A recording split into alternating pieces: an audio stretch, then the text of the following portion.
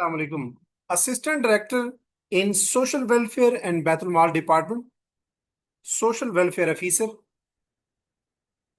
CSS की gender studies और lecturer gender studies की तैयारी के लिए ये पांचवा लेक्चर रिकॉर्ड किया जा रहा है। इससे पहले चार लेक्चर रिकॉर्ड किए जा चुके हैं।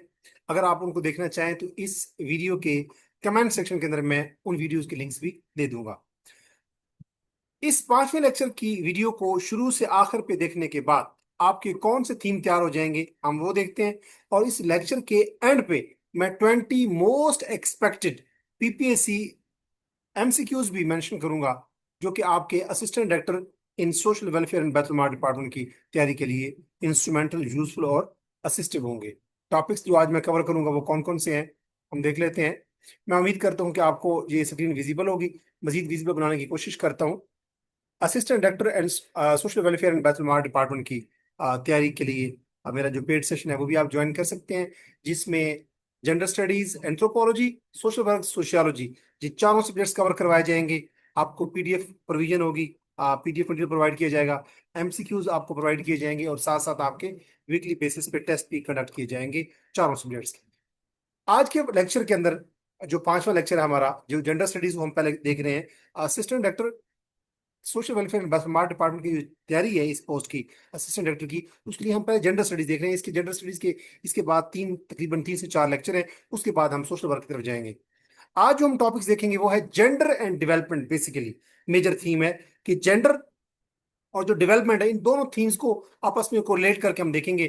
पहले पहले हम देखेंगे कि कॉलोनियल और जो कैपिटलिस्टिक पर्सपेक्टिव्स हैं, कॉलोनियल पर्सपेक्टिव ब्रिटिश रूल में क्या पर्सपेक्टिव था जेंडर का। फिर उसके बाद हम देखेंगे कि जो कैपिटलिस्टिक सोसाइटी है, जिसका कॉन्सेप्ट कार्ल मार्क्स ने दिया था, उसके अंदर जेंडर की क्या क्या पर्सपेक्टिव है। उसके बाद जेंडर एनालिसिस करेंगे हम, different gender analysis of development theories. Different development theories जो है, जो लोगों ने दी हैं, जो डेवलपमेंट एक्सपर्ट्स थे, या जो सोशल वर्क एक्सपर्ट्स थे, या जो पॉलिटिकल साइंटिस्ट थे, उन्होंने जो डेवलपमेंट थ्योरीज दी थी, उनकी हम जेंडर एनालिसिस करेंगे।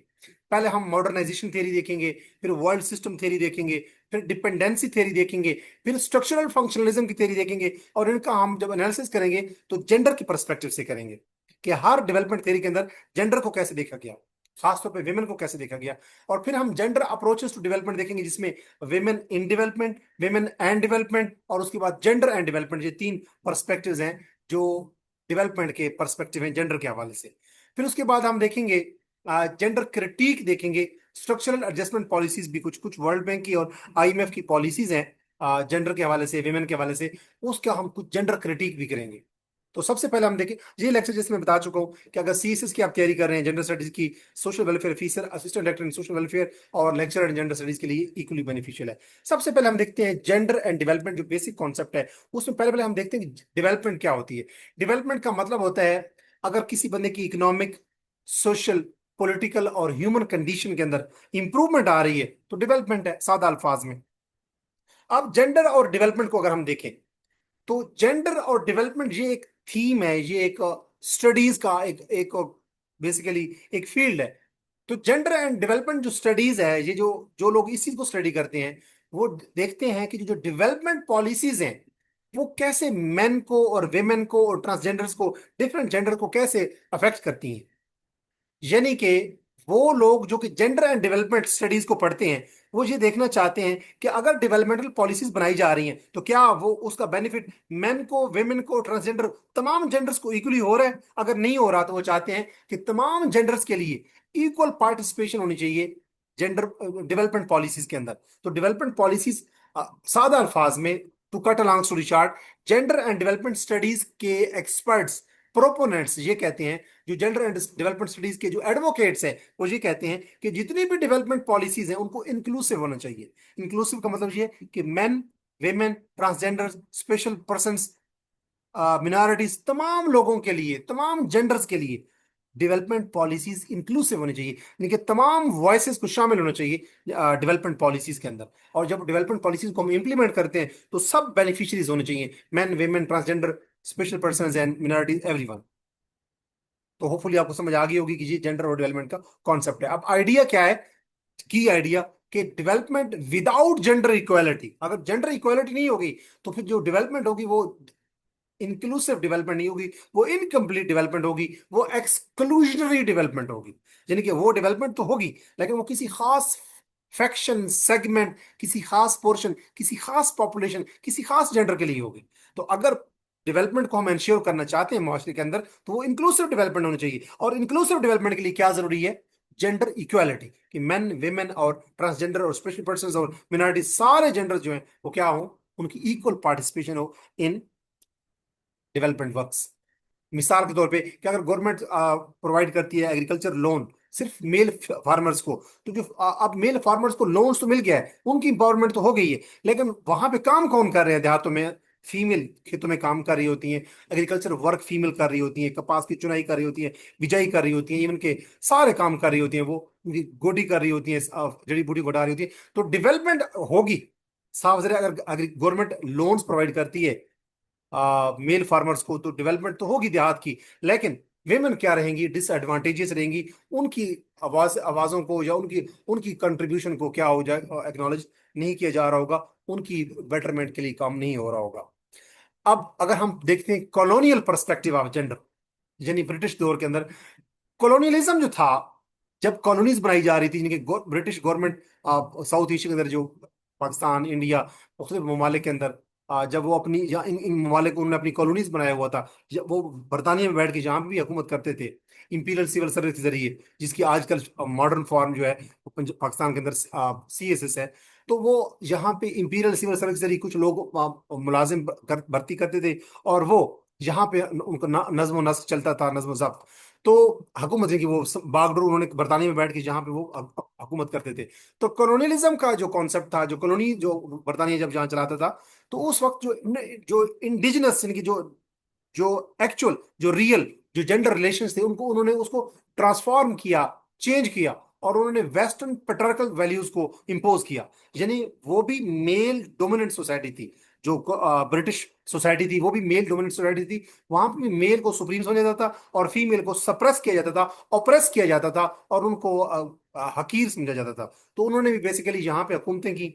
अब पाकिस्तान में, इंडिया में, जो आजकल पाकिस्तान इंडिया, पहले तो ये साफ ज़र मुत्तहिदा हिंदुस्तान था, तो जितने भी जहां जहां पे उनकी कॉलोनीज थी, उन्होंने बेसिकली पेट्रार्कल सिस्टम को इम्पोज किया। मेन आर्गुमेंट्स क्या है? कि जो कॉलोनाइजर्स थे, यानी कि जो ब्रिटिशर जो थे, उन्होंने विमेन को कॉलोनीज जो थी जैसे साउथ एशिया में बेसिकली बैकवर्ड समझा, उनके ऊपर उनको ऑप्रेस किए रखा।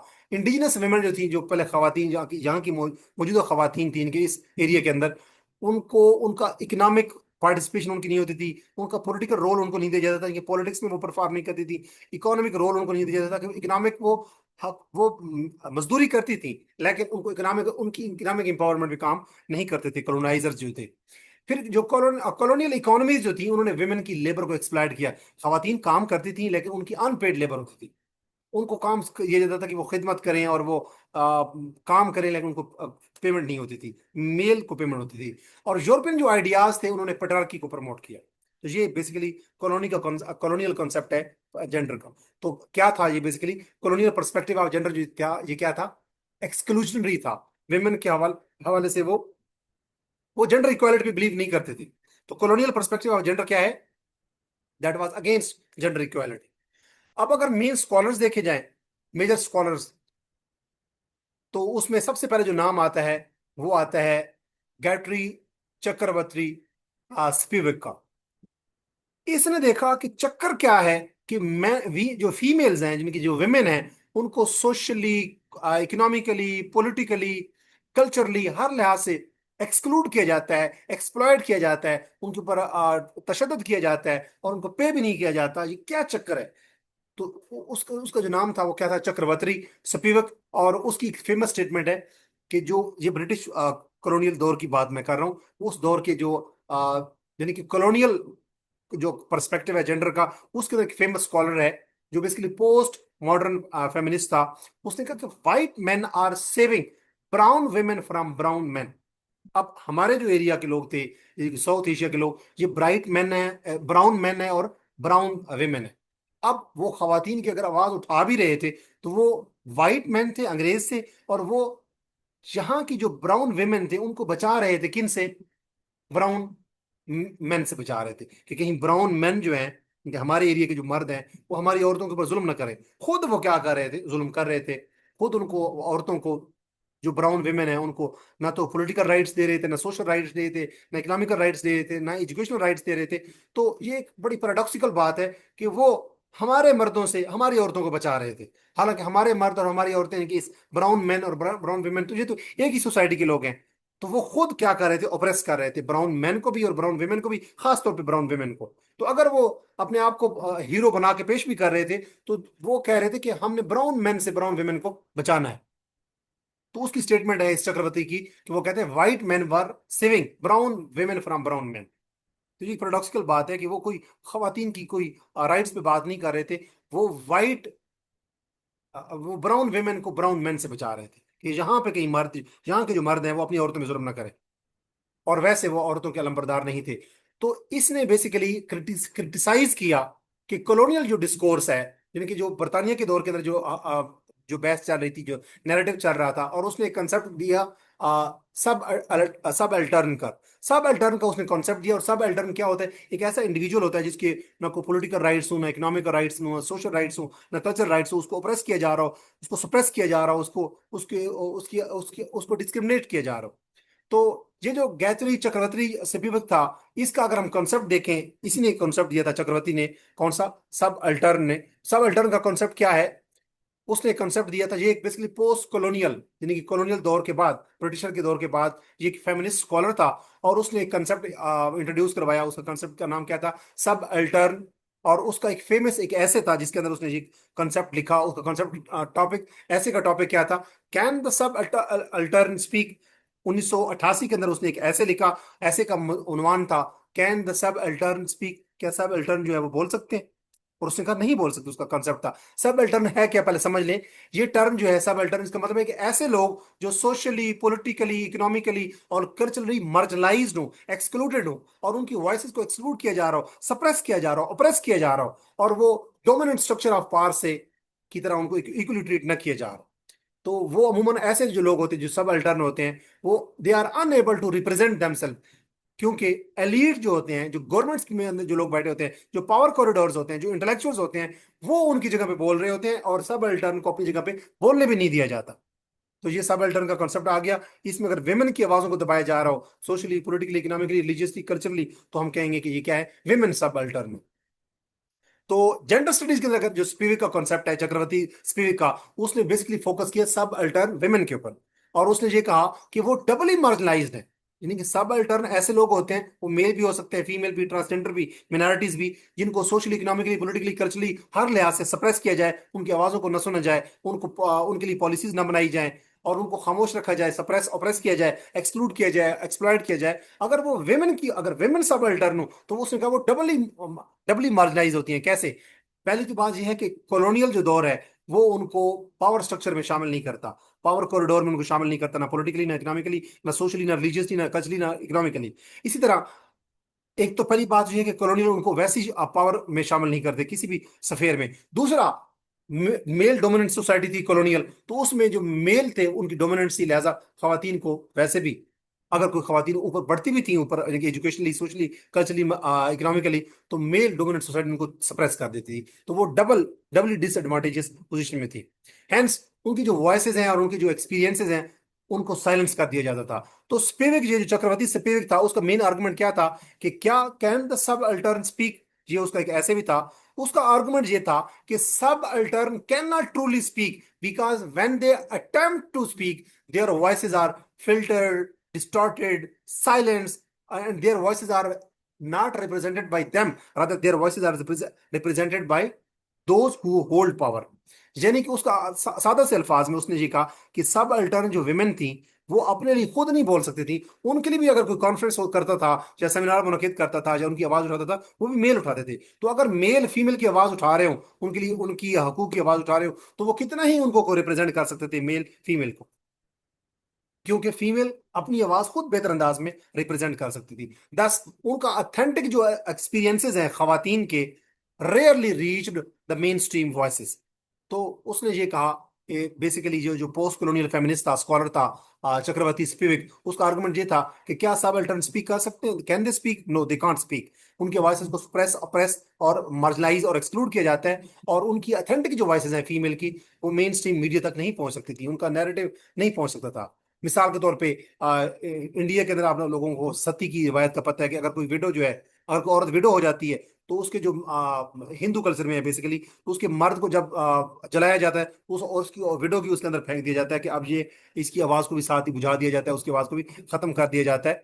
तो सती की जो रिवायत है ब्रिटिश इंडिया में, ये भी बेसिकली शो करती है कि औरतों की आवाज़ों को कोई नहीं सुनता, उनको मार्जिनाइज सुप्रेस अप्रेस किया जाता है। उसके अलावा अगर हम बात करें, अगर रूरल कोई पुअर वुमेन है, तो गवर्नमेंट जो ऑफिशियल्स हैं वो अगर पॉलिसीज बनाते हैं तो उनको उनकी आवाज़ों को नहीं सुनते खवातीन को।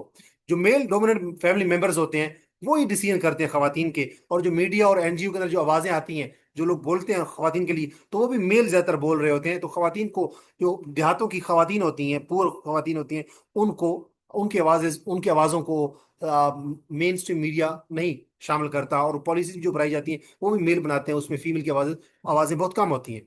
तो ये भी एक किस्म की क्या है, वो रूरल पुअर वुमेन क्या होती हैं, वुमेन सब क्या होती हैं, सब अल्टर्न होती हैं। इसी तरह अगर तीसरी मिसाल दी जाए, तो डोमेस्टिक जो वर्कर्स होती हैं, घरों के अंदर जो बच्चियां काम कर रही होती हैं, तो जो एम्प्लॉयर्स होते हैं, जो पॉलिटिशियंस होते हैं, जो एक्टिविस्ट होते हैं, जो उनके लिए काम करते हैं, उनकी आवाज़ उठाते हैं, तो वो उनमें डोमेस्टिक वर्कर्स खुद शामिल नहीं होती कि वो अपने लिए आवाज़ उठा सके। इसी तरह अगर कोई एक औरत जो है, जो डोमेस्टिक काम करती है कहीं पे, किसी घर बर्तन धोती है, सफाई करती है, she lacks economic power, she lacks legal awareness, she does not have access to media, तो वो अपने एक्सपीरियंसेस को नरेट ही नहीं कर सकती, लिहाजा वो क्या है, वो वेमेन सब अल्टर्न है।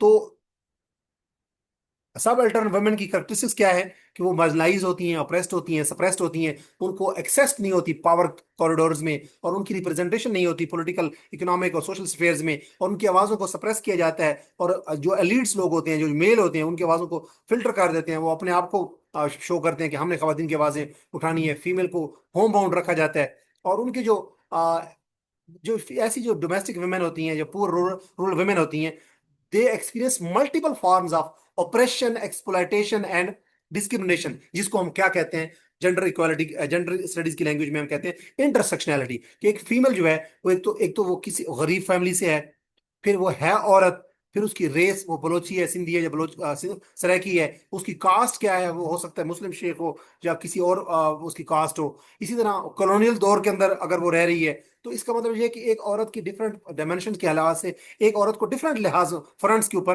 डिस्क्रिमिनेशन का सामना करना पड़ सकता है। This is the concept of basically intersectionality. तो उसको बेसिकली हिस्ट्री से भी एक्सक्लूड किया जाता है, और main stream discourse of media जो है उसमें भी उसका जिक्र नहीं होता। तो जो आवाजें उठाते हैं वो भी बेसिकली खवातीन की जो आवाज उठाते हैं, वो ऐसी खवातीन की आवाज उठाते हैं जो कि यूनिवर्सिटी लेवल पे या कॉलेज लेवल पे या स्कूल लेवल पे और अपने आप को रिप्रेजेंट कर रही होती हैं। घरों में काम करने वाली खवातीन को मेन स्ट्रीम मीडिया पे भी बेसिकली उनकी उनकी उनको रिप्रेजेंट नहीं किया जाता, तो they are truly women subaltern.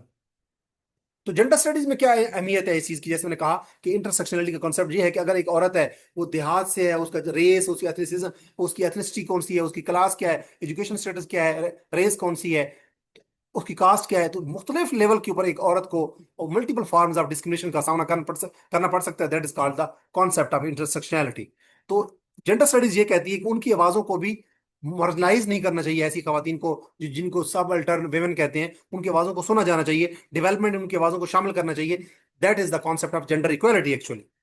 उसके बाद अगर हम देखें, कॉन्ड्रा टल्पेट मोकांटे, ये एक स्कॉलर था, इसकी किताब है अंडर वेस्टर्न आइज, और उसने क्रिटिसाइज किया, क्रिटिक पेश किया। उसने कहा जो वेस्टर्न फेमिनिज्म है, यानी कि जो मगरबी फेमिनिज्म है, उसने उसको क्रिटिक किया, उसके ऊपर क्रिटिसाइज किया कि they are treating all third world women. देखिए, जो अंडर डेवलप्ड कंट्रीज की या डेवलपिंग कंट्रीज की जो वेमेन है, उनको हम कहते हैं third world women, as single homogeneous group. उसने कहा कि ये जो वेस्टर्न फेमिनिज्म के लोग हैं, या जो मगरबी फेमिनिस्ट, चाहे वो मेल हैं या फीमेल हैं, जो वो आवाजें उठाते हैं, वो समझते हैं कि जितनी भी थर्ड वर्ल्ड वेमेन है वो सारी इक्वल है, वो होमोजीनियस ग्रुप है। हालांकि जैसे अमेरिका की कोई औरत है, वो पाकिस्तानी औरत से डिफरेंट है, इसी तरह पाकिस्तानी औरत जो है, वो अगर अर्बन एरिया में रहती है, वो डिफरेंट उसके एक्सपीरियंसेस हैं, डिमांड्स हैं, नीड्स हैं। और अगर कोई पाकिस्तानी औरत है और वो देहात में रह रही है, तो उसके डिफरेंट एक्सपीरियंसेस या उसकी डिफरेंट वॉइसेज या डिफरेंट वैल्यूज या डिफरेंट डिमांड्स या नीड्स हैं। इसी तरह उसने कहा ये जो कॉन्ड्रा टालपेट मोकेंटे था, उसने कहा, उसने क्रिटिसाइज किया वेस्टर्न फेमिनिस्ट को कि वो समझते हैं कि जो तमाम थर्ड वर्ल्ड कंट्री की विमेन है वो एक जैसी हैं। उसके बाद उसने एग्जांपल जो अभी मैंने जो दी है कि ब्रिटिश कॉलोनियल रूल के अंदर, जो साउथ एशिया के अंदर, उन्होंने ऐसे लॉज इंट्रोड्यूस करवाए, ऐसे इदारे इंट्रोड्यूस करवाए that marginalise women from traditional affairs. उन्होंने साउथ एशिया के अंदर तमाम खवातीन को एक जैसा समझा, होमोजीनियस समझा, और उन्होंने बेसिकली खवातीन को क्या किया, ट्रेडिशनल अफेयर से उन्होंने उसको मार्जिनाइज किया कि खवातीन जो है वो social, political, economic, educational affair में उनकी वॉइसेस शामिल नहीं थी, और वो एक्सक्लूड, एक्सप्लॉयड, और उनको अप्रेस और सप्रेस किया गया। उसके बाद अगर हम देखें कैपिटलिस्टिक पर्सपेक्टिव ऑफ जेंडर क्या है, अभी हमने पढ़ा अभी तक कॉलोनियल पर्सपेक्टिव ऑफ जेंडर, जिसमें हमने अभी वॉइस शामिल की। बेसिकली हमने पढ़ा कॉन्ड्रा टालपेट मोकेंटे ने, जिसका एक किताब है अंडर वेस्टर्न आइज। और उससे पहले हमने पढ़ा चक्रवर्ती की, स्पिविक की, जिसने कहा कि विमेन सबल्टर्न का उसने कॉन्सेप्ट दिया, और उसने कहा क्या कैन सबल्टर्न स्पीक, उसका एक इंग्लिश ऐसे था। और उसके बाद अगर हम देखें बेसिकली जो आज अभी दूसरा हम पर्सपेक्टिव देखने लगे हैं, वो है कैपिटलिस्टिक पर्सपेक्टिव ऑफ जेंडर। ये जो कैपिटलिज्म का कॉन्सेप्ट दिया था, ये कार्ल मार्क्स ने दिया था। कैपिटलिज्म का कॉन्सेप्ट ये है बेसिकली कि एक ऐसा मुआशी निजाम जिसकी बुनियाद क्या हो, प्राइवेट ओनरशिप हो, यानी गवर्नमेंट इंटरवीन ना करे, और प्रॉफिट प्रॉफिट मेकिंग इसका पर्पस है। कैपिटलिस्टिक सोसाइटी वो होती है जिसमें जो हर बंदा अपना कारोबार करता है, उसका एक ही मकसद होता है कि मैं अपने आप को ज्यादा से ज्यादा प्रॉफिट कमाऊं। उससे एक्सप्लॉयटेशन होती है, सावधान है, लेबर की। तो जेंडर पर्सपेक्टिव अगर हम देखें, ये कार्ल मार्क्स का कॉन्सेप्ट था बेसिकली कि जो प्राइवेट फोर्सेस होती हैं, कारोबार जो लोग करते हैं, वो सिर्फ अपने प्रॉफिट को मैक्सिमाइज करने की, ऑप्टिमाइज करने की कोशिश करते हैं, और उनकी प्रॉफिट की मैक्सिमाइजेशन के लिए वो चीप लेबर को इस्तेमाल करते हैं, खवातीन को इस्तेमाल करते हैं, बच्चों को इस्तेमाल करते हैं।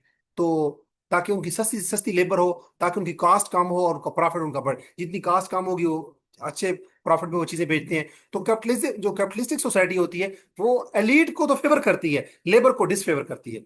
तो जेंडर पर्सपेक्टिव क्या है, capitalistic perspective, gender capitalistic perspective के अंदर या कैपिटलिस्टिक सोसाइटी के अंदर जेंडर का क्या पर्सपेक्टिव है। कैपिटलिज्म जो है, अगर देखा जाए, तो वो चीप फीमेल लेबर से फायदा उठाता है। और खातन जो घरों में होती हैं, वो घर के काम तो कर रही होती हैं, लेकिन उनको उसके लिए घर के काम करने, चाहे वो बर्तन धो रही हैं, या घर के अंदर मदरिंग कर रही हैं, चाइल्ड केयर कर रही हैं, तो उसके लिए उनको पे नहीं किया जाता। अगर वही काम अगर वो किसी चाइल्ड केयर सेंटर में करे, तो उसके लिए उनको पे किया जाता है। तो अब कैपिटलिज्म जो है वो फायदा उठाता है बेसिकली अनपेड विमेन लेबर से, और अन जो घर की जो औरतें होती हैं, जो घर के जो हाउस होल्ड वो काम करती हैं, उससे कैपिटलिस्टिक सोसाइटी में फायदा होता है ऐसे मर्दों को जो कैपिटलिज्म पे बिलीव करते हैं। लिहाजा ये कैपिटलिस्टिक पर्सपेक्टिव है जेंडर का, कि कैपिटलिस्टिक फोर्सेस जो हैं, they take advantage, they enrich themselves at the expense of women. अब इसमें मेजर थ्योरिस्ट कौन कौन से थे, जिसमें कार्ल मार्क्स था, जिसको हम फादर ऑफ मार्क्सिज्म भी कहते हैं।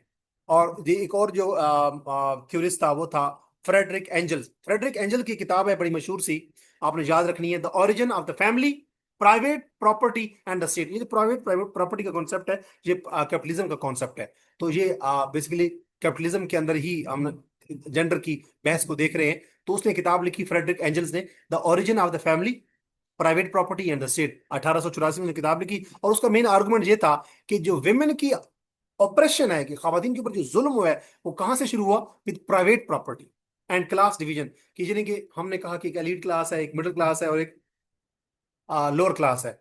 हमने सोसाइटी को क्लास डिवाइड कर दिया, क्लास में क्लासेस में डिवाइड कर दिया। और प्राइवेट प्रॉपर्टी जब मर्द हजरात अपने नाम पे रखने लग गए, तो खवातीन के नाम पे तो प्रॉपर्टी होती नहीं थी, खवातीन के तो प्रॉपर्टी राइट्स ही नहीं थे। इसलिए जो कैपिटलिस्टिक सोसाइटी है, वो एक तो क्लासेस में बिलीव करती है कि अमीर तरीन, दरमियाने और गरीब तरीन। इसी तरह मेल जो है, उनके पास प्रॉपर्टी के राइट्स होते थे। तो ये कैपिटलिस्टिक जो सोसाइटी थी, इसने वेमेन की इंपावरमेंट पे काम नहीं किया, वेमेन को सप्रेस किया, एक्सक्लूड किया और मार्जिनलाइज किया।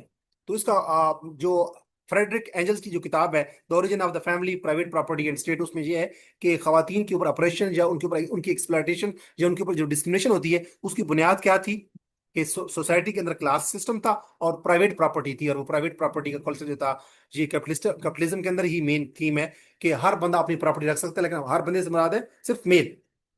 उसके बाद अगर हैदी हार्टमैन का कॉन्सेप्ट देखें, तो उसने मार्क्सिज्म को, यानी कि कैपिटलिज्म को और फेमिनिज्म को, यानी कि खवातीन के हकूक को और मार्क्सिज्म को कंबाइन कर दिया हैदी हार्टमैन ने। और इसके बाद एक और फेमिनिस्ट है, उसका नाम था सिल्विया फेडरेशी, और उसने कॉन्सेप्ट दिया कि unpaid reproductive labour of women, यानी कि खवातीन जो बच्चे पालती हैं, बच्चे पैदा करती हैं, उसके लिए उनको कोई पैसे नहीं दिए जाते।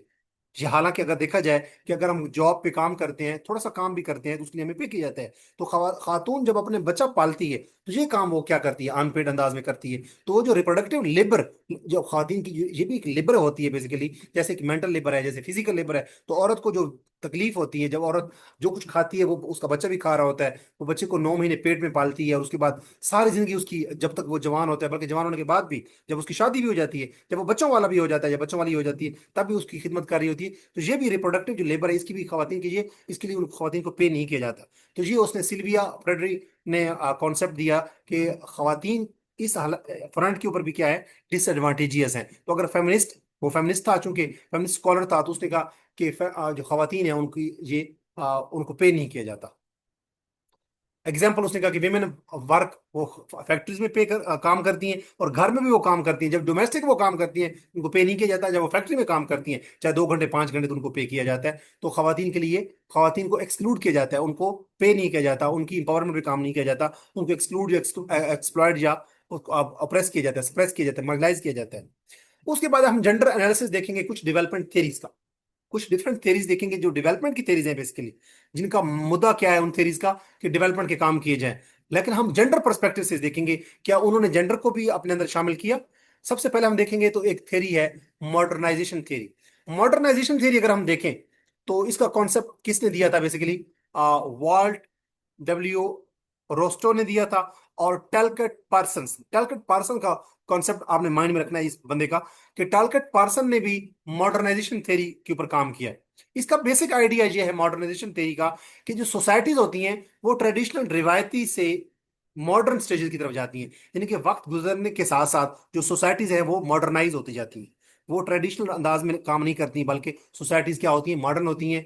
यानी अर्निंग के, स्पेंडिंग के, कम एग्रीकल्चर के, इंडस्ट्रियलाइजेशन के, फैक्ट्रीज में काम करने के, एजुकेशन, तमाम जो स्फेयर्स ऑफ लाइफ होते हैं सोसाइटी में, वो ट्रेडिशनल से मॉडर्नाइज की तरफ बढ़ते जाते हैं स्टेजेस के अंदर।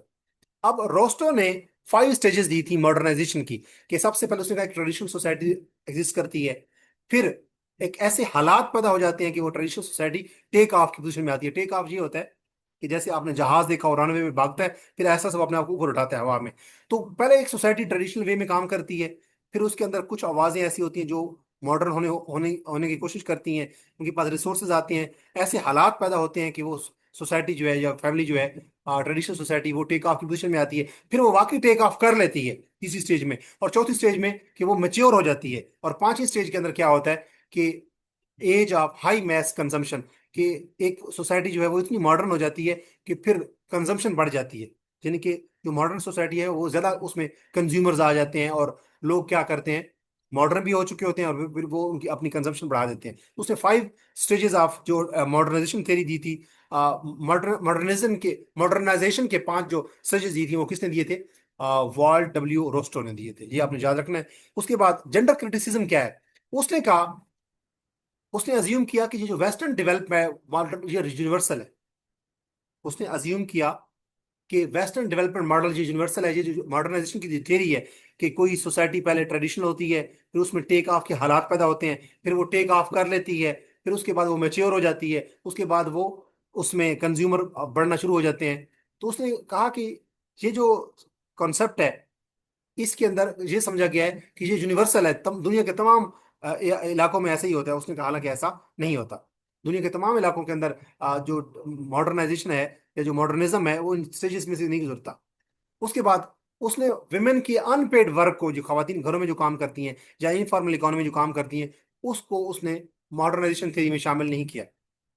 किसने, ये जो अरोस्टो 5 स्टेजेस अगर इसकी अगर हम बात करें, उसके बाद उसने बेनिफिट किया।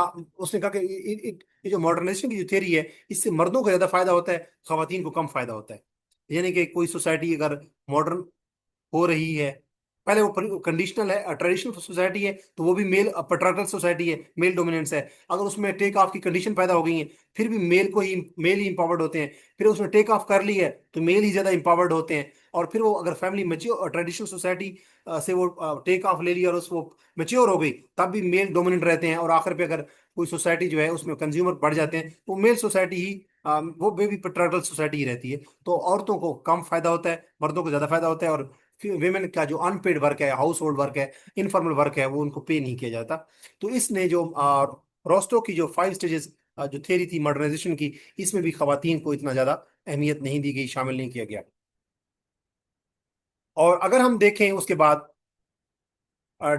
नेक्स्ट देखें। अच्छा, इसमें एग्जांपल अगर हम देखें तो इंडस्ट्रियलाइजेशन जब आई, यानी कि जब सनतकारी का निजाम हुआ, तो उसमें नई जॉब्स पैदा हुई, लेकिन वो ज्यादातर जॉब्स मर्दों की थी, खवातीन की नहीं थी। तो इंडस्ट्रियलाइजेशन का जो कॉन्सेप्ट है, जैसे रोस्तों ने कंसेप्ट दिया कि ट्रेडिशनल सोसाइटी फिर डेवलप होती जाती है और मॉडर्न हो जाती है, उसमें कॉन्सेप्ट फायदा बेनिफिशियरी कौन ज्यादा होते हैं? मर्द होते हैं। जैसे उसने मिसाल दी हमने कि इंडस्ट्रियलाइजेशन जब आई, तो उसका भी ज्यादा बेनिफिट, ज्यादा जॉब्स किस लिए पैदा हुई? मर्दों के लिए। औरतों को एक्सक्लूड किया गया, ऑप्रेस किया गया, मार्जिनलाइज किया गया। उसके बाद हम अगर हम देखें, डिपेंडेंसी थ्योरी है, इसका कॉन्सेप्ट किसने दिया था? एंड्रे गंडर फ्रैंक ने, समीर अमीन ने, और फर्नांडो कार्डोसो ने। ये तीन जो थ्योरिस्ट हैं, इन्होंने डिपेंडेंसी थ्योरी का कॉन्सेप्ट दिया था। इसमें मेन आइडिया ये है डिपेंडेंसी थ्योरी के अंदर, कि जो गरीब मुल्क हैं वो डिपेंडेंट रहते हैं अमीर मुल्कों पे। या यूं कह लें, जो डेवलपिंग कंट्रीज या अंडर डेवलप कंट्रीज होते हैं, वो डेवलप कंट्रीज के ऊपर डिपेंडेंट रहते हैं, इकोनॉमी के लिए, कर्जों के लिए, एजुकेशन के लिए, हर किस्म के काम के लिए। अब इसके ऊपर जेंडर क्रिटिक क्या है? कि women in developing countries are exploited through low wages and informal sectors. अगर जो डेवलपिंग कंट्रीज या अंडर डेवलप कंट्रीज हैं, वो डिपेंड तो करते हैं डेवलप कंट्रीज के ऊपर, लेकिन डेवलपिंग कंट्रीज वाले लोग जो होते हैं, या डेवलपिंग कंट्रीज खुद जो होते हैं, वो लोन तो ले लेते हैं आईएमएफ से, वर्ल्ड बैंक से, या डेवलप कंट्रीज से, लेकिन वो जब लोन लेके आते हैं तो वो किन पे खर्च करते हैं? फिर वो मर्दों पे खर्च करते हैं, खवातीन पे खर्च नहीं करते। तो अगर वो खवातीन डेवलपिंग कंट्रीज में काम कर रही होती हैं, पुअर कंट्रीज में, तो खवातीन के जो वेजेस होती हैं, वो डिसप्रोपोर्शनेट होती हैं, उनको उतना रिवार्ड नहीं दिया जाता, सैलरी नहीं दी जाती, वेजेस नहीं दी जाती जो उनके काउंटर पार्ट मर्दों को दी जाती हैं। जो बराबर काम करते हैं उतना ही काम करते हैं, लेकिन खवातीन की वेजेस कम होती हैं। और उन खवातीन घरों में, इनफॉर्मल सेक्टर में, हाउस होल्ड में अनपेड लेबर कार्य होती है, उनको पेमेंट नहीं दी जाती। तो ये खवातीन की एक्सप्लॉयटेशन है, एक्सक्लूजन है, डिस्क्रिमिनेशन है, उनको एक्सक्लूड करने की मुतरादिफ है। तो डिपेंडेंसी थ्योरी में जैसे पुअर कंट्रीज डिपेंड करते हैं बेसिकली रिच कंट्रीज पे, इसी तरह डेवलपिंग कंट्रीज के अंदर जो खवातीन होती हैं, वो मर्दों पर डिपेंड कर रही होती हैं अपना पेट का ईंधन जलाने के लिए, और इस तरीके से हर मामला, हर जरूरत के लिए। एग्जाम्पल ये है कि अगर गारमेंट इंडस्ट्री है बांग्लादेश के अंदर, अगर हम देखें, तो वो खवातीन को कम रेट के ऊपर एम्प्लॉय करते हैं, और फिर वो जो प्रोडक्ट्स बनते हैं वो मल्टीनेशनल कंपनीज में बिकते हैं बड़े महंगे दामों। तो अब खवातीन क्या है? खवातीन को क्यों एक्सप्लॉइट किया जाता, उन गारमेंट्स फैक्ट्री में मुलाजमत दी जाती है कि खवातीन कम, उनको कम तनख्वाह दे, वेजेस दे के भी वो खवातीन को राजी कर लिया जाता है। उसके बाद वर्ल्ड सिस्टम थ्योरी है एक बेसिकली। वर्ल्ड सिस्टम थ्योरी किस के हवाले से का मेन कॉन्सेप्ट जो है, किसने दिया था? इमैनुअल वॉलरस्टीन ने। वर्ल्ड सिस्टम थ्योरी, माजरत, दरमियान में कुछ जरा इशू आ गया, हम दोबारा देखते हैं। कि हम बात कर रहे थे वर्ल्ड सिस्टम थ्योरी की। वर्ल्ड सिस्टम थ्योरी के अंदर जो मेन कॉन्सेप्ट दिया था वर्ल्ड सिस्टम थ्योरी के हवाले से, वर्ल्ड सिस्टम थ्योरी का हम पढ़ रहे थे। तो वर्ल्ड सिस्टम थ्योरी के अंदर मेन जो प्रोपोनेंट है, जो उसका वर्ल्ड सिस्टम थ्योरी का जो कॉन्सेप्ट दिया था, वो दिया था इमैनुअल वॉलरस्टीन ने। इमैनुअल वॉलरस्टीन ने कॉन्सेप्ट दिया था वर्ल्ड सिस्टम थ्योरी का। और उसने जो आइडिया ये कहा कि जो दुनिया है, उसको 3 स्टेजेस में आप डिवाइड कर सकते हैं। कि कुछ कोर कंट्रीज हैं जो बड़े डेवलप्ड हैं, उसके बाद सेमी पेरिफेरी में कुछ कंट्रीज हैं जो डेवलपिंग हैं, और उसके बाद जो पेरिफेरी में कंट्री पड़े हैं, बिल्कुल एंड पे पड़े हैं, साइड पे पड़े हैं, वो कौन से हैं? वो पेरिफेरी कंट्रीज हैं जो कि अंडर डेवलप्ड हैं। तो जेंडर पर्सपेक्टिव अगर हम देखें, तो ये इमैनुअल वॉलस्टीन ने कॉन्सेप्ट दिया था वर्ल्ड सिस्टम थ्योरी। इसने दिया था वर्ल्ड सिस्टम थ्योरी का कॉन्सेप्ट है कि दुनिया को अगर हम देखें, तो कोर में जो कंट्रीज पड़े हैं वो डेवलप्ड है, उसमें सेमी, उसकी जो पेरिफेरी है, उसमें कौन से मुल्क पड़े हैं डेवलपिंग, और सबसे एंड पे जो बिल्कुल साइड पे पड़े, मार्जिनलाइज हुए पड़े हैं एंड पे, वो कौन से कंट्रीज हैं? पेरिफेरी में जो साइड पे पड़े हैं, और वो डेवलप अंडर डेवलप्ड कंट्रीज हैं। इस इसमें अगर हम जेंडर पर्सपेक्टिव को देखें, तो जो विमेन होती हैं इन पेरिफेरल कंट्रीज, जो पुअर कंट्रीज में होती हैं, अंडर डेवलप्ड कंट्रीज में होती हैं, वो चीप लेबर प्रोवाइड करती हैं मल्टीनेशनल कंपनीज को। और वो मल्टीनेशनल कंपनीज किन ममालिक की होती हैं? कोर कंट्रीज की होती हैं। कोर कंट्रीज दरमियान में है, उसके आसपास क्या है? वो कोर कंट्रीज, डेवलप कंट्रीज के वहां पे एलीट रहती है। आसपास जो दुनिया के जो पेरिफेरी, सेमी पेरिफेरी कंट्री में वो डेवलपिंग कंट्रीज हैं, और सबसे एंड पे जो कंट्रीज पड़े हैं वो पुअर कंट्रीज हैं, अंडर डेवलप कंट्रीज हैं। अंडर डेवलप कंट्रीज की जैसे बांग्लादेश है, उन कंट्रीज की, थर्ड वर्ल्ड कंट्रीज की जो खवातीन है वो लेबर प्रोवाइड करती हैं, और मल्टीनेशनल कंपनीज उनकी लेबर से फायदा उठा के प्रोडक्ट्स और सर्विसेज बनाते हैं, और वो प्रोडक्ट्स जो है वो कोर कंट्रीज के अंदर मल्टीनेशनल कंपनीज बेचती हैं बड़े महंगे दाम में। तो एक्सप्लॉयटेशन है खवातीन की बेसिकली। तो एग्जांपल क्या है कि women workers in Pakistan and Bangladesh manufacture products consumed in developed countries, जो कोर कंट्रीज है। तो ये आपको समझ आ गई। तो अगर हम देखें वर्ल्ड सिस्टम थ्योरी के अंदर, पेरिफेरी कंट्रीज की जो खवातीन है, जेंडर की हम बात कर रहे हैं ना, वो अनपेड लेबर देती हैं, या बहुत ही सस्ती लेबर देती हैं, उससे जो प्रोडक्ट्स बनाए जाते हैं वो इस्तेमाल कौन कर रहे होते हैं, वो प्रोडक्ट्स कोर कंट्रीज यानी कि डेवलप कंट्रीज के लोग, रिच कंट्रीज के लोग। उसके बाद अगर हम देखें स्ट्रक्चरल फंक्शनलिज्म की थ्योरी है, जो कि बेसिकली डेवलपमेंट की ही थ्योरी है। इसके अंदर जो प्रोपोनेंट्स हैं वो है इमाइल दुर्खीम और टैलकट पर्सन्स। टैलकट पर्सन्स और इमाइल दुर्खीम ने कंसेप्ट दिया स्ट्रक्चरल फेमिनिज्म का। बेसिक आइडिया क्या है इस डेवलपमेंट थ्योरी का?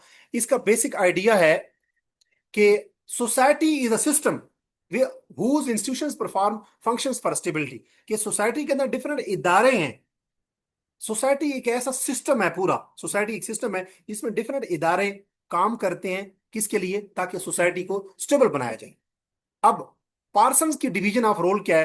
पार्सन कहता है कि पार्सन ने 3 रोल दिए कि इंस्ट्रूमेंटल रोल, सोसाइटी के अंदर इंस्ट्रूमेंटल जो रोल है, जो मेन रोल है, जो कलीदी रोल है, वो कौन निभाते हैं? मर्द। वो ब्रेड विनर होते हैं, रोजी रोटी कमाते हैं, इकोनॉमिक प्रोवाइडर होते हैं, कफालत करते हैं। उसके बाद उसने कहा एक्सप्रेसिव रोल जो है, एक्सप्रेशन जैसे इमोशंस का एक्सप्रेशन होता है, वो कौन करती हैं? वो केयर गिवर, वो मदर्स, वो खवातीन, वो गर्ल्स करती हैं। वो इमोशनल सपोर्ट प्रोवाइड करती हैं अपनी फैमिली को, ताकि बच्चे जो हैं उनसे जुड़े रहें। अब मर्द बाहर कमा रहे होते हैं और औरतें अपने बच्चों को वहां पाल रही होती हैं, केयर गिविंग, मदरिंग का काम कर रही होती हैं। तो उसने कहा ये एक्सप्रेसिव रोल खवातीन निभा रही होती हैं। तो इसने बेसिकली 2 कंसेप्ट दिए थे। किसने? बेसिकली टालकेट पार्सन्स ने। उसने कहा कि हमारी सोसाइटी के अंदर डिफरेंट, हमारी सोसाइटी एक सिस्टम है, इसमें डिफरेंट इदारे काम करते हैं ताकि सोसाइटी को स्टेबलाइज किया जाए। और वो जो डिफरेंट इंस्टीट्यूशंस हैं उसमें अगर हम देखा जाए, तो उसने कहा कि जो मर्द और औरतें सोसाइटी में रह रहे होते हैं, उसमें मर्द इंस्ट्रूमेंटल रोल निभाते हैं, कफालत करते हैं, बाहर रोजी रोटी कमाते हैं, और वो डोमिनेंट भी होते हैं, मेल डोमिनेंट सोसाइटी तभी बनते हैं क्योंकि वो कफालत कर रहे होते हैं। और उसने कहा कि जो एक्सप्रेसिव रोल है, जो दूसरा रोल है, वो खवातीन निभाती हैं, वो मदरिंग कर रही होती हैं, household unpaid labour labour कर रही होती हैं।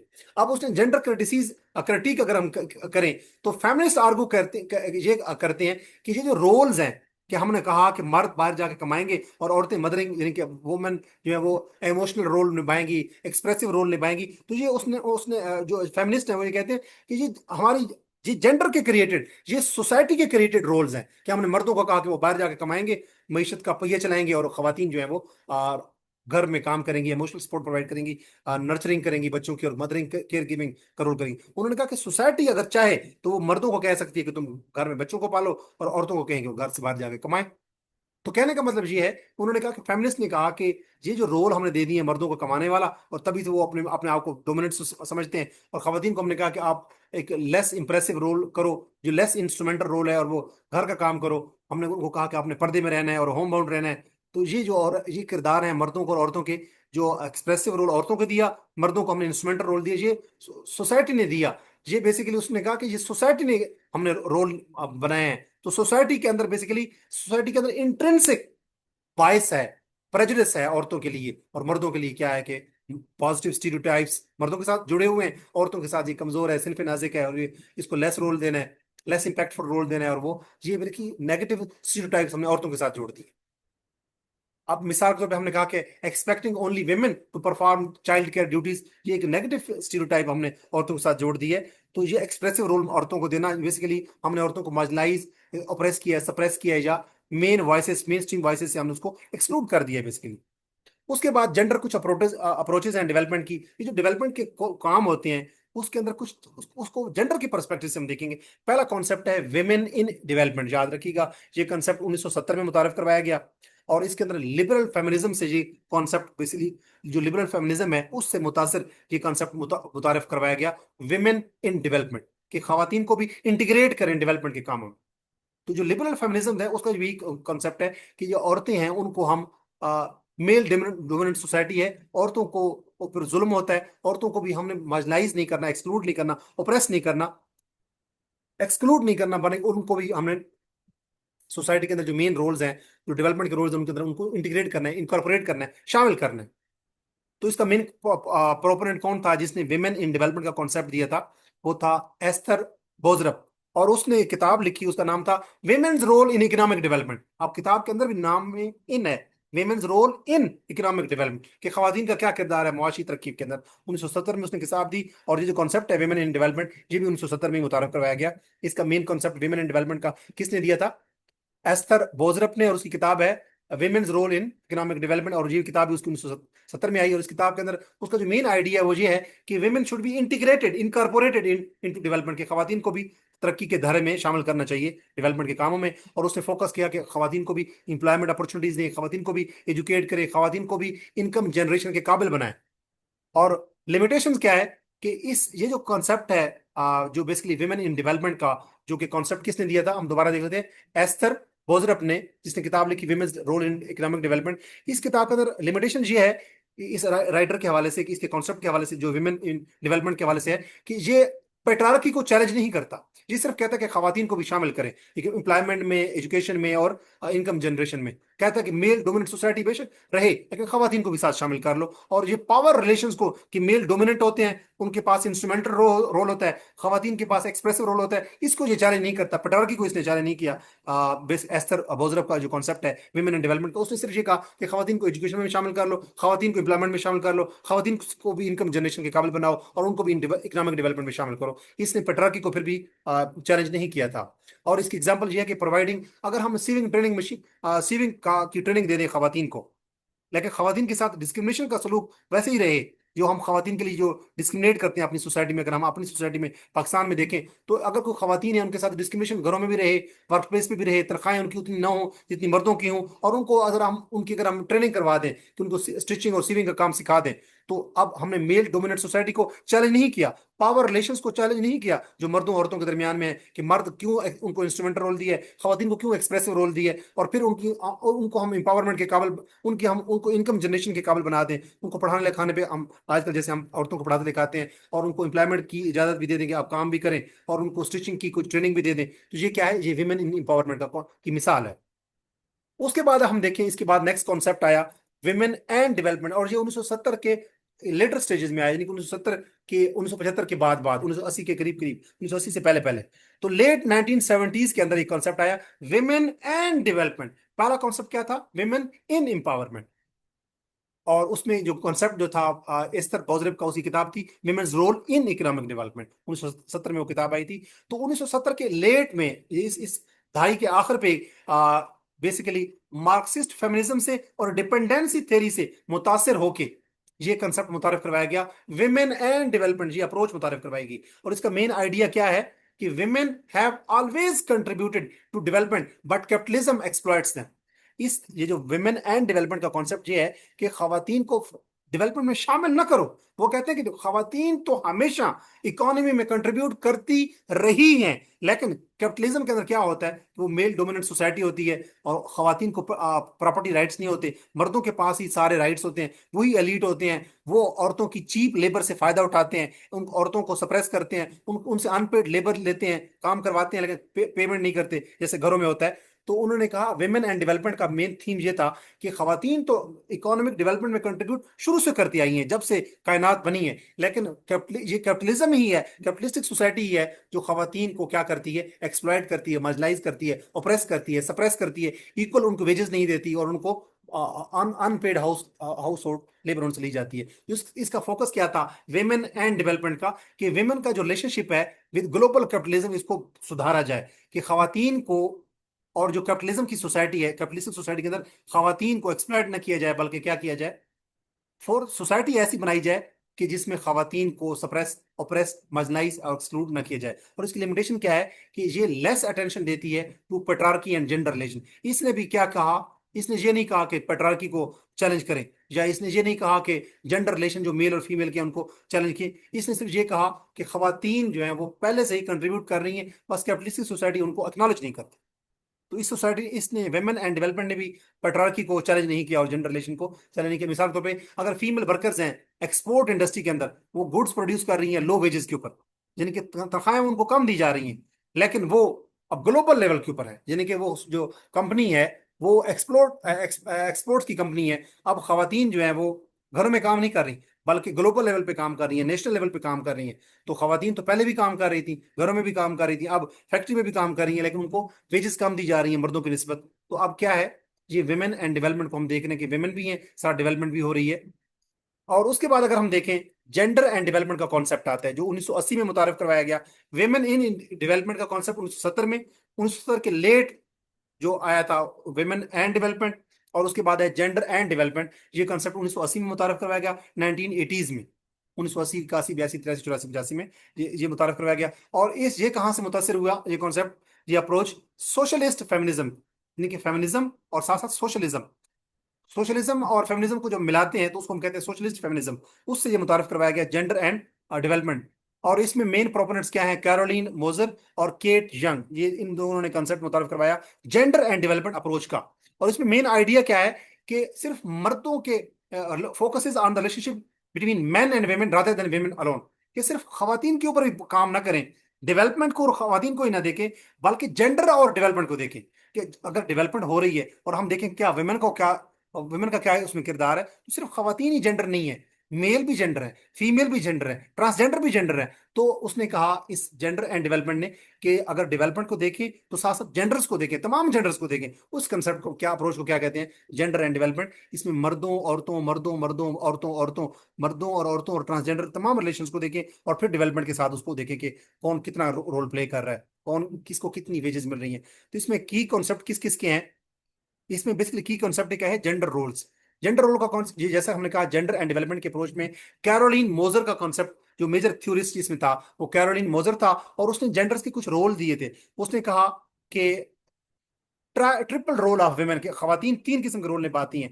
एक तो वो बच्चे पालती हैं, तो ये उनका रिप्रोडक्टिव रोल है, घर घर में रहती हैं, चाइल्ड केयर करती हैं, नर्चरिंग मदरिंग करती हैं। दूसरा वो प्रोडक्टिव रोल करती हैं, यानी कि इकोनॉमिक एक्टिविटीज भी सरंजाम देती हैं, जैसे खेतों में काम करती हैं, जैसे फैक्ट्रीज में काम करती हैं, स्कूलों में पढ़ाती हैं। उसके बाद कम्युनिटी मैनेजिंग रोल भी करती हैं, कि खवातीन बच्चों का काम करती हैं, बच्चे पैदा करती हैं, रिप्रोडक्टिव रोल, इकोनॉमिक एक्टिविटीज में सरंजाम देती हैं कि पैसा भी कमाती हैं, घर में कुछ पैसा भी लेके आती हैं, तो प्रोडक्टिव रोल। और तीसरा रोल है कम्युनिटी मैनेजिंग रोल, के वो सोशल वेलफेयर का काम भी खवातीन कर रही होती हैं, जिसमें उनको पेमेंट नहीं मिलती, लेकिन वो सोसाइटी की वेलफेयर के लिए काम कर रही होती हैं, कम्युनिटी के लिए काम कर रही होती हैं। तो खवातीन का उसने कहा तीन ट्रिपल रोल है। किसने कहा था, कैरोलिन मोजर ने, कि जेंडर रोल खवातीन के जो है वो तीन है।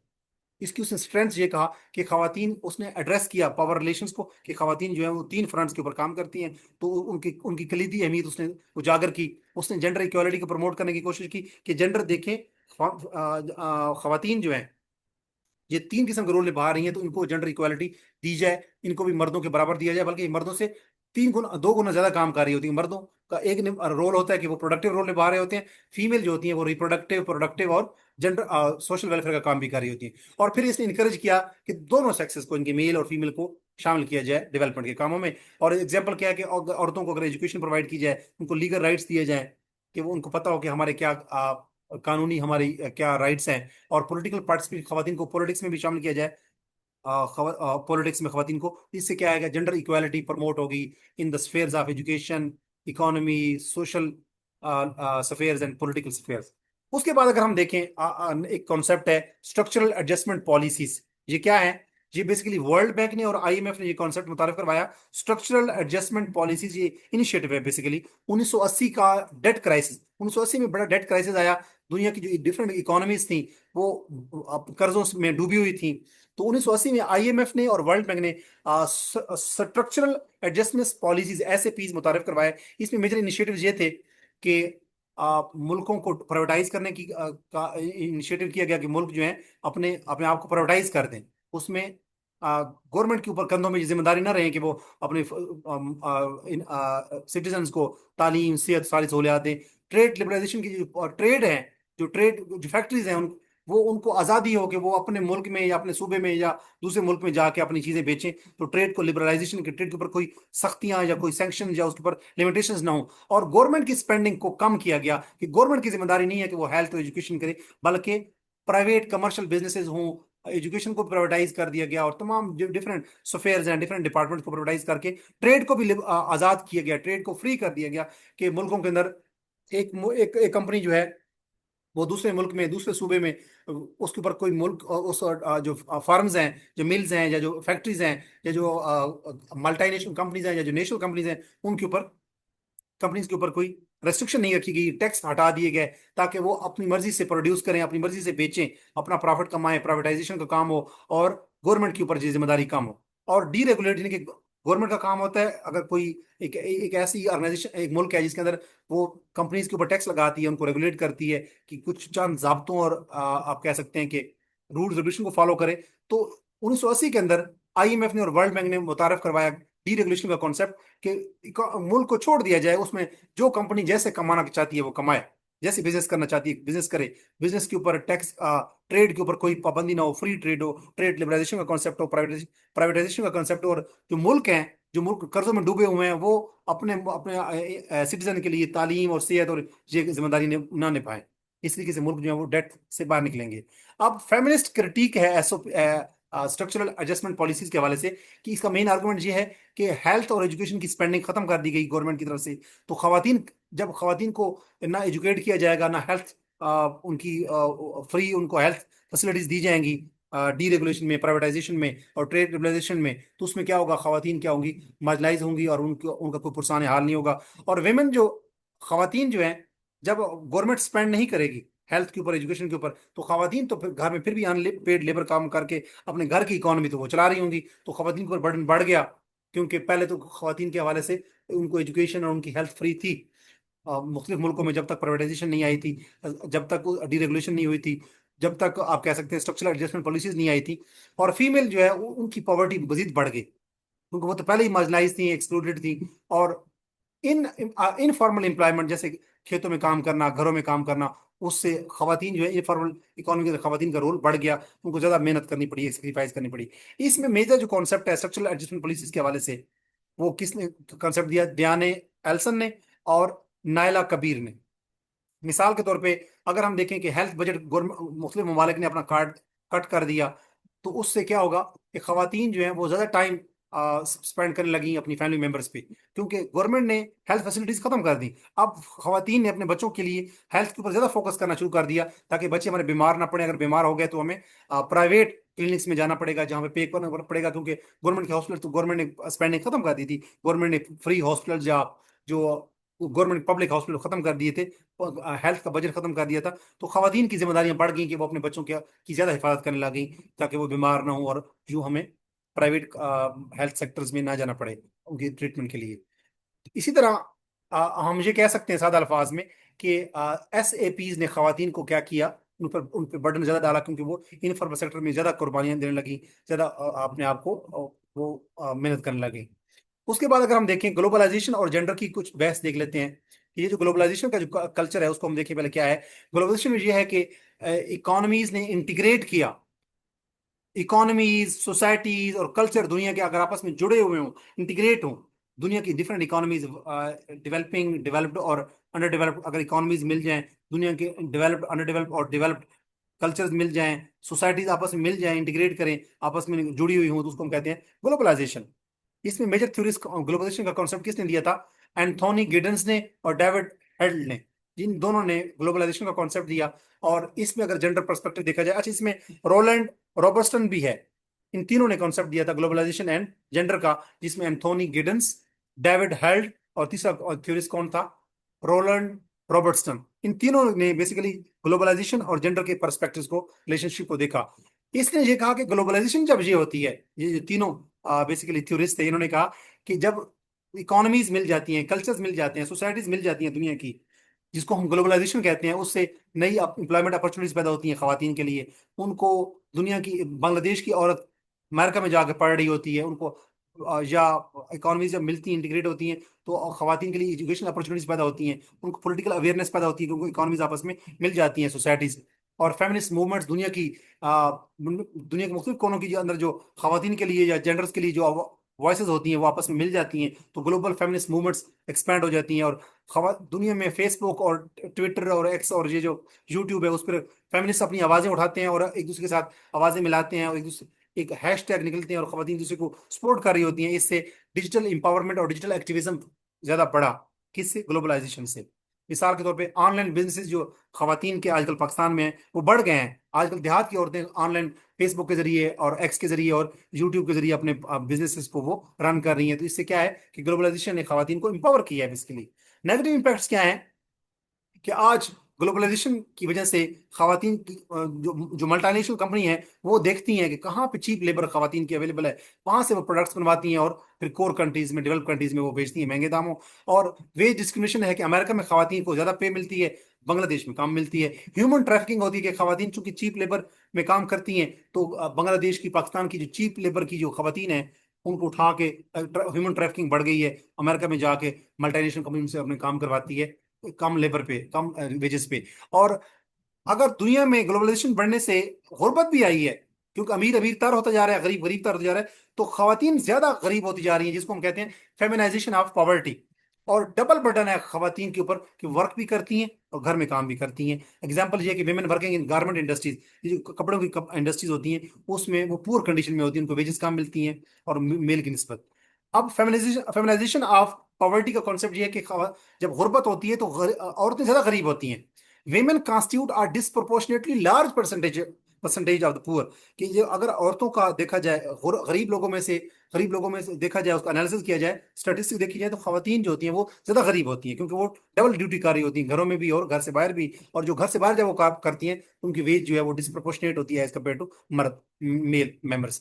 इसका कॉन्सेप्ट किसने दिया था, फेमिनाइजेशन ऑफ पॉवर्टी? इसका कॉन्सेप्ट दिया था डैने पर्स ने 1978 1978 में।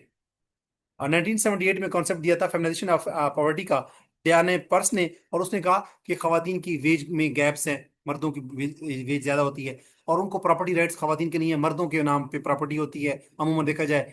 और अगर इस्लाम में भी देखा जाए तो खवातीन को इस्लाम राइट तो देता है इनहेरिटेंस में, लेकिन खवातीन जो और बहनें होती हैं वो अपने उनसे भाई जो हैं वो प्रॉपर्टी ले लेते हैं। तो खवातीन के नाम के वो, उनकी अगर शादी हो जाएगी तो किसी और फैमिली के अंदर जमीन ना चली जाए, यूं प्रॉपर्टी मर्दों के हाथों में ही रहती है। और कुछ लोग तो अपनी खवातीन की जिनके नाम पे प्रॉपर्टी होती है उनकी शादी खानदान से बाहर करते भी नहीं है, ताकि प्रॉपर्टी हमारी सोसाइटी के अंदर एक ही फैमिली में रहे।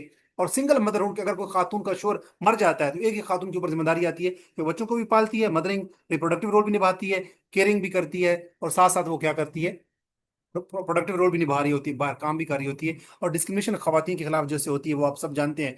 तो ये डयाने पर्सन ने कॉन्सेप्ट दिया था किस चीज का, फेमिनाइजेशन ऑफ पॉवर्टी के, गुर्बत में खवातीन ज्यादा होती हैं। और फिर अगर हम इंपावरमेंट का कॉन्सेप्ट देखें तो इंपावरमेंट का कॉन्सेप्ट दिया था किसने, नबी नायला कबीर ने इंपावरमेंट का। और उसने कहा था कि एक बंदे की एबिलिटीज के अंदर अगर इजाफा हो कि वो अपनी लाइफ के स्ट्रेटेजिक लॉन्ग टर्म डिसीजन ले सके, तो इसका मतलब है कि वो बंदा क्या है, इंपावर्डमेंट उसमें है। अगर एक बंदे की एबिलिटीज में, कैपेबिलिटीज में, स्किल्स में इजाफा हो कि वो अपनी लाइफ के डिसीजन, स्ट्रेटेजिक लॉन्ग टर्म की डिसीजन खुद ले सके, तो वो क्या है, इंपावरमेंट उसमें है। अब उसने, नायला कबीर ने कहा कि इंपावरमेंट के कंसेप्ट जो डायमेंशन है वो तीन होते हैं। अगर एक बंदे के पास रिसोर्सेज ज्यादा हैं तो वो इंपावर्ड है, चाहे वो मेल है, फीमेल है, या ट्रांसजेंडर है, या मिनॉरिटी है, या पर्सन विद डिसेबिलिटी है। अगर किसी के बंदे के पास पोटेंशियल ज्यादा है, टैलेंट ज्यादा है, तो या गट्स ज्यादा है, काम करने का टिल्ट ज्यादा है, उसके अंदर इंटेलिजेंस है, तो उसको वो भी ज्यादा है, क्या है, इंपावरमेंट, इंपावर्ड है। और किसी के अंदर बंदे की ज्यादा अचीवमेंट्स हैं, उसने ज्यादा काम किया हुआ है, तो वो ज्यादा इंपावर्ड होगा, क्योंकि उस बंदे को ज्यादा तनख्वाह पे लोग रखेंगे और वो ज्यादा उसको रिसोर्सेज अपॉर्चुनिटीज मिलेंगी। तो नायला कबीर ने कहा कि इंपावरमेंट के अंदर तीन कॉन्सेप्ट है, इंपावरमेंट के तीन डायमेंशन है बेसिकली, कि कितने रिसोर्सेज ज्यादा है, कितनी एजेंसी, यानी कि इंसान के पास टैलेंट ज्यादा है, कितना इंसान के पास ज्यादा अचीवमेंट्स हैं, तो ऐसा बंदा ज्यादा इंपावर्ड होगा। तो इंपावरमेंट के ये तीन डायमेंशन हैं। उसके बाद सस्टेनेबल डेवलपमेंट गोल्स भी होते हैं, और एसडीजीज को अगर हम देखें, सस्टेनेबल डेवलपमेंट गोल बहुत सारे हैं, कुछ इन्वायरमेंट पे काम करते हैं, कुछ एजुकेशन पे, और कुछ जेंडर पे काम करते हैं। तो स्टैंडर्ड डेवलपमेंट गोल जो पांचवा है, जो फिफ्थ है, वो किस पे फोकस करता है, कि it focuses on gender equality, कि तमाम खवातीन को, वेमेन को एम्पावर किया जाए और उनको मर्दों के बराबर समझा जाए। तो SDG 5 फोकस करता है जेंडर इक्वालिटी पे, वेमेन एम्पावरमेंट के ऊपर। और इसके अंदर टारगेट्स क्या है SDG 5 के अंदर, कि खवातीन के खिलाफ डिस्क्रिमिनेशन, वायलेंस और एक्सप्लॉयटेशन खत्म की जाए, उनको इकोनॉमिक राइट्स दिए जाएं, इक्वल अपॉर्चुनिटीज दें उनको, उनको इक्वली इक्वल अपॉर्चुनिटी किस चीज में, एजुकेशन में, हेल्थ में, पॉलिटिक्स में, डेवलपमेंट में, और उनको रिसोर्सेज तक भी इक्वल रसाई दी जानी चाहिए। ये स्टैंडर्ड डेवलपमेंट गोल 5 का बेसिकली टारगेट है। अब हम इस सारे लेक्चर को अगर हम वन लाइनर में देखें तो एस्थर बोसरप ने कॉन्सेप्ट दिया था उसको कहा जाता है mother of women in development. Women in development जो 1970 में कॉन्सेप्ट आया था, उसको वो कॉन्सेप्ट किसने दिया था? एस्थर बोजरफ ने, और उसको mother of women in development कहा जाता है। इमैनुअल वाल्स्टीन ने कॉन्सेप्ट दिया था किस चीज का? वर्ल्ड सिस्टम थ्योरी, कि दुनिया के अंदर कुछ कोर कंट्रीज हैं, उसके बाद सेमी पेरिफेरी में डेवलपिंग कंट्रीज हैं, और इन पेरिफेरी में कंट्रीज जो पड़े होते हैं वो अंडर डेवलप्ड होते हैं, और वो पुअर कंट्रीज होते हैं। इमैनुअल वालरस्टीन कॉन्सेप्ट दिया था पॉलिटिकल वर्ल्ड सिस्टम थ्योरी। उसके बाद एंड्रे गंडर फ्रैंक ने डिपेंडेंसी थ्योरी दी थी, कि जो रिच पुअर कंट्रीज होते हैं वो रिच कंट्रीज पे डिपेंड करते हैं, तो पुअर कंट्रीज की जो खवातीन होती हैं वो डिपेंड कर रही होती हैं अपने मर्दों पे, तो वो ज्यादा डिपेंडेंट हो जाती हैं। तो पुअर कंट्री की जो खवातीन हैं वो ज्यादा डिपेंडेंट होती हैं हर लिहाज से, socially, economically, politically, religiously, culturally, हर लिहाज से। उसके बाद टालकन पर्सन ने कहा कि दो किस्म के रोल होते हैं, इंस्ट्रूमेंटल रोल मर्दों के पास होते हैं, और एक्सप्रेसिव रोल खवातीन के पास होते हैं, जिसमें वो इमोशनल बॉन्डिंग का काम कर रही होती हैं, मदरिंग और नर्चरिंग और चाइल्ड केयर का काम कर रही होती हैं। ये टालकन पर्सन का कॉन्सेप्ट था कि जेंडर रोल दो किस्म के हैं, इंस्ट्रूमेंटल और एक्सप्रेसिव, ये मर्दों के पास है, ये औरतों के पास है। और उसके बाद कैरोलिन मोजर ने कंसेप्ट दिया था कि ट्रिपल रोल निभा रही होती हैं औरतें, रिप्रोडक्टिव रोल, बच्चे पैदा कर रही होती हैं, नर्चरिंग, मदरिंग, केयरिंग, और प्रोडक्टिव रोल के कमा भी रही होती हैं, और तीसरा काम सोशल वेलफेयर का काम भी कर रही होती हैं। ये कैरोलिन मोजर ने कॉन्सेप्ट दिया था। डियाने पर्सन ने कॉन्सेप्ट दिया था कि अगर गुर्बत है तो उसमें खवातीन ज्यादा हैं, उसको हम कहते हैं फेमिनाइजेशन ऑफ पॉवर्टी। ये डियाने पर्सन ने कॉन्सेप्ट दिया था 1978 में, 1978 में। उसके बाद नैला कबीर ने कहा कि इंपावरमेंट जो होती है उसकी तीन डायमेंशन होती हैं, अगर किसी के पास रिसोर्सेज ज्यादा है, अगर किसी के पास एजेंसी, टैलेंट, पोटेंशियल ज्यादा है, अगर किसी के पास अचीवमेंट ज्यादा है, तो उस बंदे के पास क्या होगी? चाहे वो उसका जेंडर कोई भी है, वो ज्यादा इंपावरमेंट उसके पास होगी। कि नैला कबीर का कॉन्सेप्ट था कि थ्री डायमेंशन ऑफ इंपावरमेंट। उसके बाद हमने स्ट्रक्चरल एडजस्टमेंट पॉलिसीज देखी थी, कि जो आईएमएफ ने और वर्ल्ड बैंक ने मुतारफ करवाई थी 1980 में, जब डेट क्राइसिस आया था तब। उसके बाद अगर हम देखें कि जेंडर एंड डेवलपमेंट का कॉन्सेप्ट 1980 में मुतारफ करवाया गया। विमेन इन डेवलपमेंट का कॉन्सेप्ट मुतारफ हुआ, बेसिकली इन्फ्लुएंस हुआ किससे? लिबरल फेमिनिज्म से। और वेमेन इवन डेवलपमेंट का कॉन्सेप्ट क्या है? कि खवातीन को भी इंटीग्रेट करें डेवलपमेंट की पॉलिसी में। वेमेन एंड डेवलपमेंट का कॉन्सेप्ट यह है कि खवातीन पहले भी इकोनॉमिक्स में, इकोनॉमी में कंट्रीब्यूट करती है। ये कैपिटलिज्म ही है जो उसको एक्नॉलेज नहीं करता, या उनको एक्सप्लॉयट करता है, एक्सक्लूड करता है, डिस्क्रिमिनेट करता है, या उनको सप्रेस करता है। और जेंडर एंड डेवलपमेंट का कॉन्सेप्ट जो है वो, अच्छा, ये वेमेन एंड डेवलपमेंट का कॉन्सेप्ट, जैसे वेमेन इन डेवलपमेंट का कॉन्सेप्ट जो है ये लिबरल फेमिनिज्म से मुतासिर हुआ। वेमेन एंड डेवलपमेंट का कॉन्सेप्ट का मुतासिर हुआ मार्क्सिज्म एंड फेमिनिज्म से मुतासिर हुआ। और जेंडर एंड डेवलपमेंट का कॉन्सेप्ट हुआ सोशलिस्ट फेमिनिज्म से मुतासिर होकर मुतारफ करवाया गया। कुछ हम इंपॉर्टेंट एमसीक्यूज देख लेते हैं कि women's role in economic development. ये किताब मुतारफ करवाई गई 1970 में, और ये किताब किसने मुतारफ करवाई थी? अगर हम देखें तो ये एस्थर बोजरिफ ने मुतारफ करवाई। इसको हम mother of women in development भी कहा जाते हैं, इस कंसेप्ट अप्रोच की ये मदर है। वर्ल्ड सिस्टम थ्योरी का कंसेप्ट किसने मुतारफ करवाया था? इमैनुअल वॉलरस्टीन ने, जिसने कहा था कि दुनिया को तीन स्टेजेस में डिवाइड कर सकते हैं, कोर कंट्रीज हैं, और उसके बाद सेमी पेरिफेरी कंट्री में है जो डेवलपिंग कंट्री है, और उसके बाद सबसे आखिर पे खड़े कंट्रीज पड़े होते हैं जिनको हम पेरिफेरी कंट्रीज कहते हैं, जो जो पुअर कंट्रीज होते हैं, जो अंडर डेवलप्ड होते हैं। तो ये इमैनुअल वॉलरस्टीन ने कंसेप्ट दिया था वर्ल्ड सिस्टम थ्योरी का। उसके बाद डिपेंडेंसी थ्योरी किसने मुतारफ करवाई थी? एंड्री गंडर फ्रैंक ने। उसके बाद इंस्ट्रूमेंटल और एक्सप्रेसिव जो रोल्स हैं, ये कंसेप्ट किसने मुतारफ करवाया था? टालकेट पार्सन्स ने। उसके बाद अगर हम देखें वर्ल्ड इन डेवलपमेंट अप्रोच, ये कब मुतारफ करवाई गई? 1970 में। और उसके बाद वर्ल्ड इन डेवलपमेंट अप्रोच किससे मुतासर हुई है? बेसिकली लिबरल फेमिनिज्म से। उसके बाद अगर हम देखें ये लिबरल फेमिनिज्म के बारे में, और सोशलिस्ट फेमिनिज्म के बारे में, और मार्क्सिस्ट फेमिनिज्म के बारे में मेरा एक लेक्चर पहले मौजूद है, आप उसको देख सकते हैं। उसके बाद world and development, sorry, women and development, जो 1970s के लेट में मुतारफ करवाया गया, ये किसी से मुतासर हुई? बेसिकली ये मार्क्सिस्ट फेमिनिज्म से मुतारफ ये अप्रोच है, world and women and development. Women in development मुतासर हुई लिबरल फेमिनिज्म से, और विमेन एंड डेवलपमेंट मुतासर हुई मार्क्सिस्ट फेमिनिज्म से। और जेंडर एंड डेवलपमेंट जो मुतारफ हुई, ये मुतारफ हुई किसी से? Basically sorry, gender and development approach किसी पर फोकस करती है? जेंडर रिलेशंस के ऊपर फोकस करती है। क्वेश्चन है कि जेंडर एंड डेवलपमेंट जो अप्रोच है ये किस पे फोकस करती है? ये फोकस करती है, जिससे नाम से जाहिर है, जेंडर एंड डेवलपमेंट, कि जेंडर रिलेशंस क्या है डेवलपमेंट के अंदर। जेंडर, तमाम जेंडर्स, मेल, फीमेल, ट्रांसजेंडर, मिनॉरिटीज, तमाम जेंडर के हैं, वो डेवलपमेंट के अंदर कितना रोल प्ले कर रहे हैं। उसके बाद ट्रिपल रोल जो फ्रेमवर्क है कि खवातीन तीन रोल निभाती हैं, रिप्रोडक्टिव, प्रोडक्टिव और सोशल वेलफेयर, ये कंसेप्ट किसने मुतारफ करवाया था? कैरोलिन मोजर ने। उसके बाद अगर हम देखें स्ट्रक्चरल एडजस्टमेंट पॉलिसीज किसने मुतारफ करवाई थी? आईएमएफ ने और वर्ल्ड बैंक ने, कब? 1980 में, जब डेट क्राइसिस आया था। उसके बाद फेमिनाइजेशन ऑफ प्रॉपर्टी का कॉन्सेप्ट किसने मुतारफ करवाया? बेसिकली डियाना पर्स ने, और उसने कहा था कि खवातीन ज्यादा हैं। अगर दुनिया में गुर्बत देखी जाए तो गरीब लोगों में खवातीन जो है वो ज्यादा गरीब होती हैं। तो फेमिनाइजेशन ऑफ प्रॉपर्टी पॉवर्टी का कंसेप्ट मुतारफ करवाया था 1978 में, किसने? डियाना पर्स ने। और अंडर वेस्टर्न आई एक किताब है, ये किसने लिखी? ये चंद्रा टलपेट वो कैंटे ने किताब लिखी थी। किताब का नाम क्या है? Under western eyes. उसके बाद कॉन्सेप्ट ऑफ सब अल्टर्न, के एक ऐसा इंडिविजुअल जिसको socially, economically, politically, educationally, culturally हर लिहाज से एक्सप्लॉयट, डिस्क्रिमिनेट, सप्रेस, अप्रेस किया जाए। अगर वो औरत है तो उसको वुमेन सब अल्टर्न के। तो ये कंसेप्ट किसने मुतारफ करवाया था? ये बेसिकली गैट्री स्पिविक, जो कि चक्रवर्ती था, उसने मुतारफ करवाया था concept of subaltern. Which theory divides world into core countries, उसके आसपास सेमी पेरिफेरी कंट्रीज, उसके आखिर पे पेरिफेरी कंट्री जो पुअर कंट्रीज होते हैं। ये कंसेप्ट किस मुताबिक करवाया था? ये कंसेप्ट कौन सी थ्योरी है? वो है वर्ल्ड सिस्टम थ्योरी। उसके बाद है रोस्टो, जो है उसको किस थ्योरी के साथ जोड़ा जाता है? रोस्टो को मॉडर्नाइजेशन थ्योरी में जोड़ा जाता है कि पहले एक ट्रेडिशनल सोसाइटी होती है, फिर उसके अंदर टेक ऑफ के साइंस पैदा होते हैं, कंडीशंस, फिर वो टेक ऑफ करती है, फिर उसके बाद वो एक्चुअली उसके अंदर क्या होता है बेसिकली, वो कंट्री वो मेच्योर होती है, और उसके बाद एंड पे उसमें कंज्यूमरिज्म बढ़ जाता है। तो ये रोस्टो ने कंसेप्ट दिया था मॉडर्नाइजेशन थ्योरी का। उसके बाद जेंडर एंड डेवलपमेंट जो थ्योरी है, ये कब मुतारिफ करवाई गई?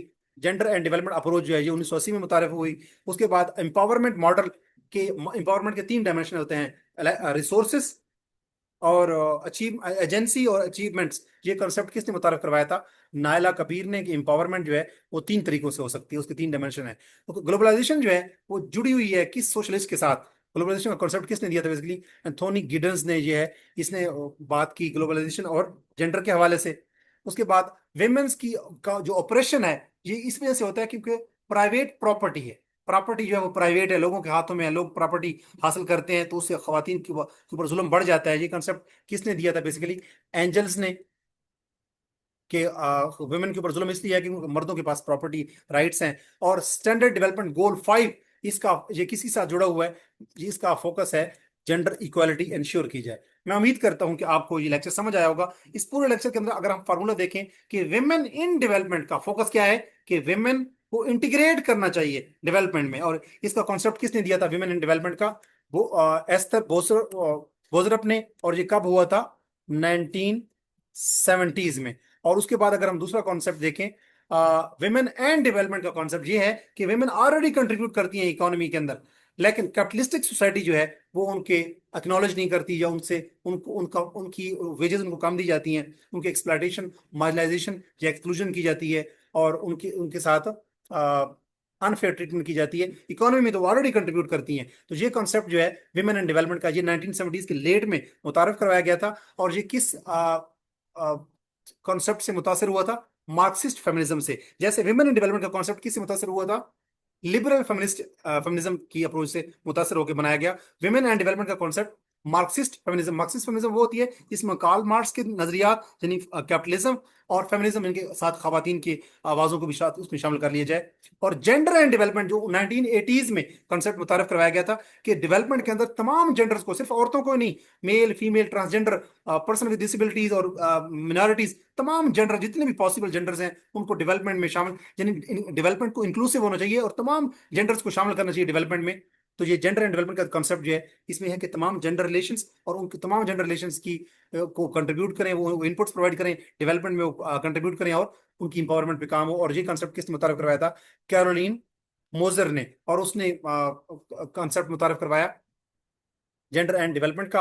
और उसके बाद अगर हम देखें, अगर आप assistant director social welfare and welfare department की तैयारी कर रहे हैं, या लेक्चरर जेंडर स्टडीज की तैयारी कर रहे हैं, सोशल वेलफेयर ऑफिसर की तैयारी कर रहे हैं, या सीएसएस में जेंडर स्टडी की तैयारी कर रहे हैं, तो आप मेरे YouTube channel English with Ajmal Khan को सब्सक्राइब कीजिए, क्योंकि इस चैनल के तवसत से मैं gender studies, anthropology, social work और सोशियोलॉजी के ऊपर गाहे बगाहे वीडियोस अपलोड करता रहता हूँ। और अगर आप मेरे पेड सेशन को ज्वाइन करना चाहते हैं तो मेरा एक सेशन स्टार्ट हो चुका है, जिसकी डिटेल्स मैं आपको शो कर देता हूँ। ये असिस्टेंट डायरेक्टर की जो पोस्ट है, जो पीपीएससी ने एडवर्टाइज की रिसेंटली, इसमें social welfare, social welfare and welfare department के अंदर ये सीट्स आई हैं 21।